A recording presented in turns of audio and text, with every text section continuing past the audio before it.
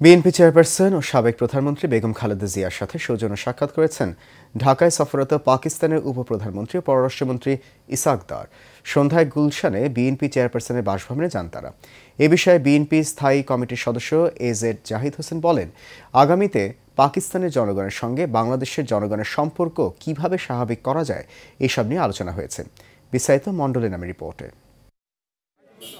রোববার সন্ধ্যায় গুলশান বিএনপির চেয়ারপারসনের বাসভবনে সাবেক প্রধানমন্ত্রী খালেদা জিয়ার সাথে সৌজন্য সাক্ষাৎ করেন পাকিস্তানের উপপ্রধানমন্ত্রী ও পররাষ্ট্রমন্ত্রী ইসাক দার। এ সময় তার সঙ্গে ছিলেন ঢাকাস্থ হাইকমিশনার ইমরান হায়দার। এছাড়া উপস্থিত ছিলেন বিএনপির মহাসচিব মির্জা ফখরুল ইসলাম আলমগীর।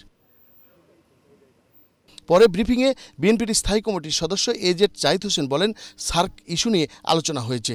সার্কের ব্যাপারে ওনারাও যেমন বলেছেন, ম্যাডামও সার্কের স্মৃতি রোমন্থন করেছেন।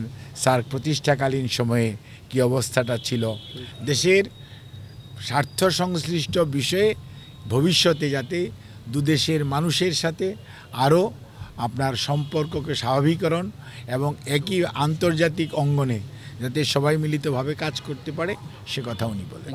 এ সময় খালেদা জিয়ার স্বাস্থ্যের খোঁজখবর নেওয়ার পাশাপাশি পাকিস্তানের রাষ্ট্রপতি ও প্রধানমন্ত্রী শুভেচ্ছা জানান উপপ্রধানমন্ত্রী ইসাক দার।